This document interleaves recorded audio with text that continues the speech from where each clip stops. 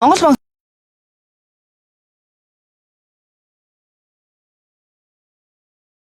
банкны мөнгөний бодлогын хороо хуралдаж тэтгэврийн өр болон орлогын харилцааг 50% болгох шийдвэр гаргасан.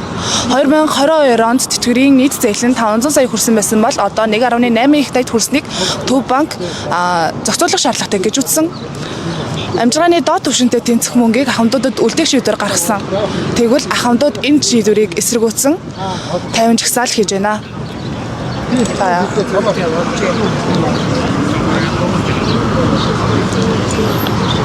Сэмэнэ яриа авчлах уу? Сэмэнэ.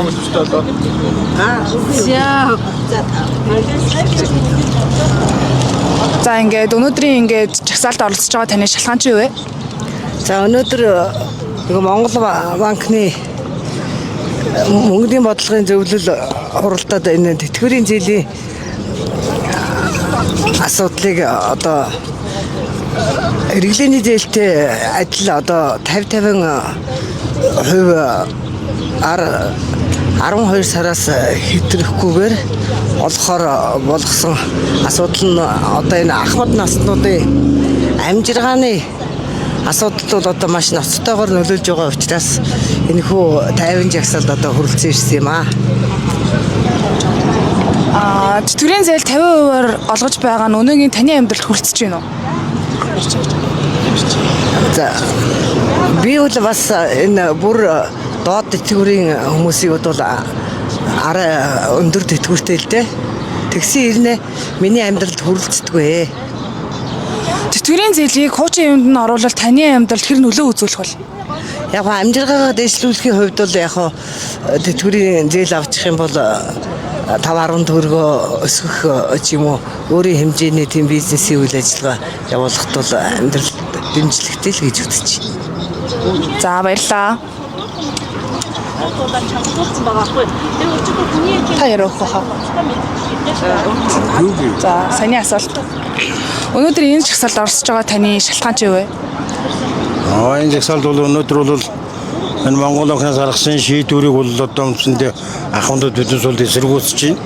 Энэ бол одоо 50% өгөн одоо хэрэглээний зээлтэй адилтгаж өгнө ийм зээл ийм шийдвэр гаргаж тэр үндэсний бодлогоор одоо хавгсран гэдэг захирал нь одоо ийм шийдвэр гаргаад ингэ байж байгаад нь бол биднээс эсэргүүцэж байна. Энэний төлөө л биднээс одоо ахмадууд биднээс одоо ингээд тэтгэврийн зээлийг хуучин хэвээр нь олгодог болгох шил биднээс одоо энд жахсуултаа юу хийгээд сууж. Тэтгэврийн зээл 50%-аар ингээ олгож байгаа таны өнөөгийн амьдралд одоо хүрэлцэж байна уу? Энэ чинь одоо яа 50%-аар олгоод хүрэх юм бэ? Энэ чинь 70-30 байсан шүү дээ. Анхлаа 70-30-аар өгнө гэл ингэжсэн. Тэгээд хэр чинь ингээд одоо тэтгэвэр одоо баг тогтоолох суулж чинь тэр чинь яаж биднээс хүрэлцэх юм?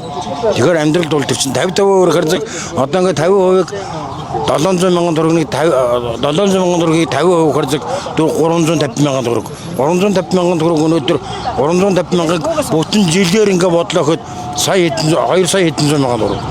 Тэрээс нь хүүгээс удаа авчихсан зэрэг 2 сая төгрөгөөр биднээс ахмадууд биднээс юу хийх юм одоо тийм. Өнөөдөр бол энэ Монгол банк эднүсийн ярьж байгаагаар бол биднээсийг бол үндсэндээ бас зориулж байгаа шиг хэлээд байгаа байхгүй. Энэ ахмадууд тэтгэврийн зээлийг аваад акционер өөр хүмүүстэй өгөө үрждэг гэж. Биднээс акционертэй өгөхгүй шүү. Юунд өгж үрээд байгаа. Тэр ерөөсөө тэр бол бодлоо шүү дээ. Биднээс өөрсдөө зуны дулаан удирдалт нь одоо биднээс чинь ийш тийшээ бас агаар салхинд гарах ийм юм явахтаа зориулж л зээлийг одоо ахмадууд бол зээлийг бол 2 удаа л зээл авдаг. Би бол тэгж боддог. Тэтгэврийн зээлийг одоо ингээд хуучин юмд нь оруулал таны ингээд амьдралд хэр их нөлөө үзүүлэх вэ? Тэр чинь одоо биднээс чинь тэгвэл ахмадын зээлийг юунд нь оруулаад ингээд хэвэнд нь оруулаа ингэчих юм бол биднээс чинь байхад одоо би зуны удирдалд нэг тэтгэврийн зээл авлаа гэхэд би нэг арай 2 саяас ахуй зээл авч хүүн багах юм бол арай ахуй зээл авч бас өөрөөхөө нутаг орноор явж энэ Монгол улсын газар нутгийг сонирхож барьж явмаар шүү дээ.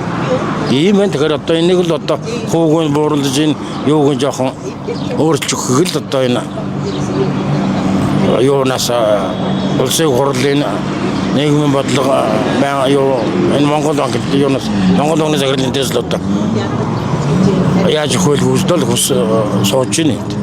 За баярлалаа. Тэр нэг тэрэн сэтгэж саавна гэсэн. Тэгээд нөгөө зөв эргэж харж одоо нөгөө зөв гэсэн биш үү? Улам бидний одоо аваад авахд 100,000 цаас гардаг. Тэр хоёроо 200,000 цаас. Ажо. Нэрэ хөө.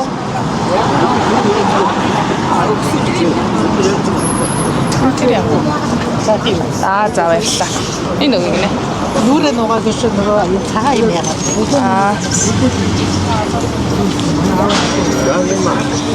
Нүр гарахгүйгээр яаж болох юм бэ? Шилтэйгээр ярьчихгүй юу та. Өнөөдөр энэ цагсаалд оршоо таны шалтгаан чи юу лээ? За миний гол шалтгаан бол энэ 50-50 болох ахмадын тэтгэврийг 50-50%-аар болгосон энийг бол эсэргүүцэж өгсөж байгаамаа. Хуучин бол юу яадаг байсан? 100% 36 сараар өгдөг байсан. Тэр үед болохоор болоод байсан юм. Тэгээд дээр нь хамгийн боломжтой эрсдэлгүй зээл чинь ахмадын зээл. За муугаар хэллээ гэхэд нас орсон байхад үр хөвгтөн л төлдөг зээл шүү дээ энэ. Тэгээд хэрвээ тэтгэр бидний тэтгэр өндөр байдаг бол бид нар бас зээл авъя гэхгүй.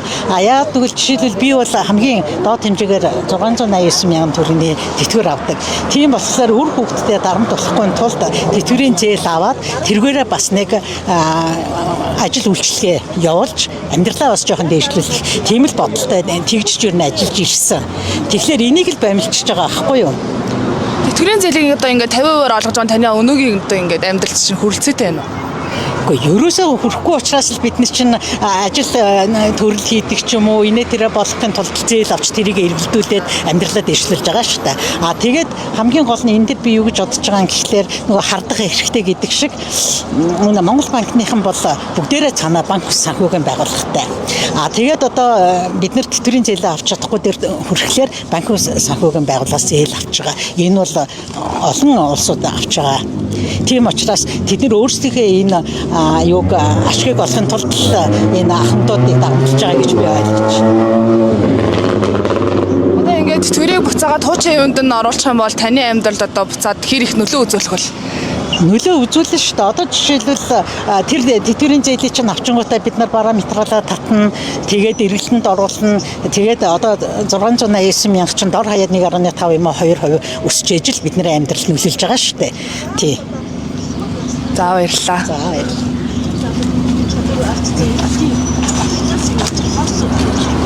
Хийх шийдвэрүүд гэсэн үнэхээр харгас шийдвэр байсан шүү дээ. Жишээ нь би 572,000 төгрөгийн группийн тэтгэмж авдаг. Тэгтэл чинь 495-ын татчаар миний гар дээр 70,000 төгрөг явж байгаа хгүй. Би 3 сард төрийг гүрийж чад тэгээд 6 сарын 12-ны тэр Монгол банкны тэр шийдвэргээс тэсэн ядан хүлээжсэн чинь зөөлрүүлсэн арга хэмжээ гэсэн чинь бүр харин хатуудулсан байгаа даахгүй юу.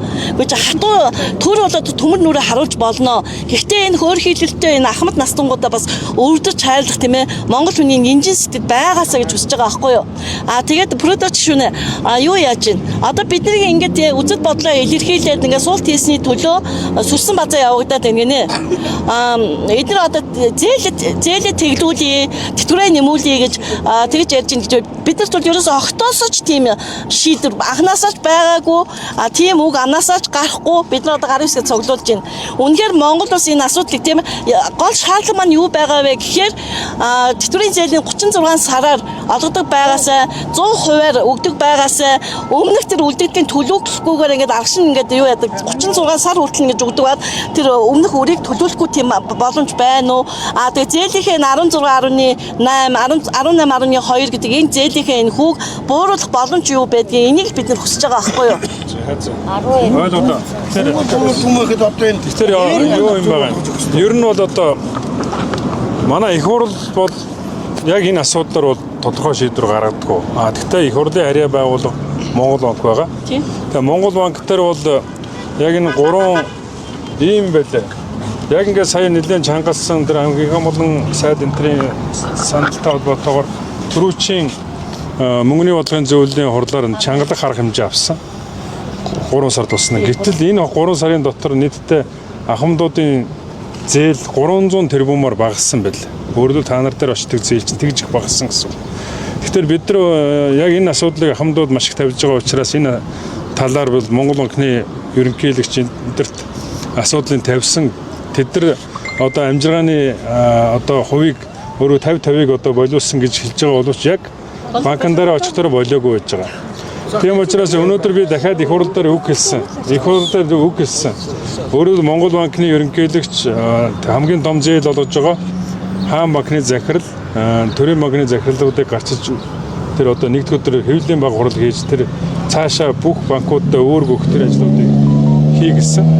Энэний дагуу би үгүй хэлчихэд ийм шаардлага тавьсан. Тэгээ энэнийхээ дагуу ажил гэж би Монгол банкны ерөнхийлөгч рүү бас уцтаж хэлсэн байгаа. Тэгэхээр би шууд Монгол банкны ерөнхийлөгчийг шууд ингэдэг гэж хэлэх хэрэггүй. Албан тушаалтан тусдаа одоо байгуулга. Гэхдээ нэгдүгээр өдөр бол ямар ч байсан яг энэ одоо тэтгэврийн зээлийн талаар нэгдүгээр өдөр хэвлэлийн баг хурлыг Монгол банк одоо хоёр банкны хамт хийхээр одоо болж байгаа.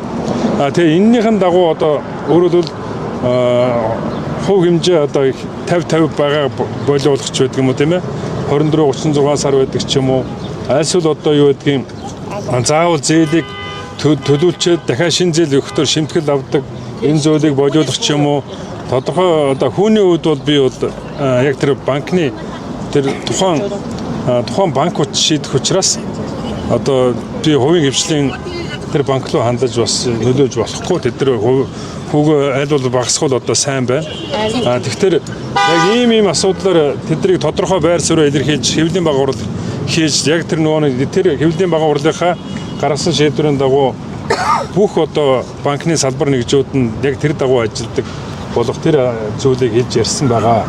Тэгэхээр нэгдүгээр өдөр цөмөрөө нэгдүгээр өдөр хүртэл хүлээдэг хөө. Тэгээд нөгөө хэвлэлийн баг хурлаас нь хараад дахиад тэр хэвлэлийн баг хурлынхан дараа маргааш нь ч юм уу та нар дахиад нөгөө нэг аль банкн дээр очлоо та? Төрийн банкн дээр одоо юун дээр хороод очсон ба шүү дээ. Модны 2-д очсон байна. Тэгэхээр тэр модны 2 дээр дахиад оч. Тэгээд одоо энэ таны хөгжлийн бэрхшээлтэй өнөө дахин явуулаад гэсэн мөртөө шийдвэр нь өөрчлөгдөхгүй төмөр цөмөрө дараагийнхаа хэмжээнд орё тэхүү. Тэгээд энэ дээр нэг юм байна. Бүгд харин тэгээд энэ чинь тэгээд эдгээр чинь шийдвэр өөрөө л би өнгөрсөн өдөрсөө өдөр би хаан банкны захирал мөнгөтэй Монгол банкны ерөнхийлөгч голомт биш би Монгол банкны ерөнхийлөгч Тавгсраа хоёртой уулзсан. Тэгээд хоёулантай нь уулзахад бол бүгдээрээ болцсон одоо энэ төр гэж ярьсан байхгүй. Тэгэхээр нь бас тайвшраж байгаа хойшсон байгаа. Ийм байгаа маа. Ингээ Монгол сайд чинь нөгөө нэг Монгол банкны захирал мөнгөлтэй уулзаад бүх юм болгосноо одоо гинжсэн. Оснаар нь бодлогосон уу байсан. Энэ засгийн газар огцронгууд Монгол банк маргааш нь шийдвэр гаргахтаа 50% тэр хэрэглээний зээлмэлтэй адилхан зээл гаргаж байгаа. Эсвэл бүрдэж шүнэ хэрэглээний зээл гэдэг зарлж штэ энэ өндөр насны тэтгэврийн. Тэгвэл 30 сард нь хэрэглээний зээлж цалингийн юм гэж 30 сард нь өгдөг штэ. Ядахтаа 36-гаа байгаад 30 сард нь өгдөг байж болох тийм ээ. Цөмөрөө нэгдүгээр өдрийн энэ нөгөө нэг шийдвэрийг хараад хэвлэлийн баг хурлыг тэгээд цөмөрөө тэгээд таалагдахгүй бол дахиад ярилцъя. За баярлалаа.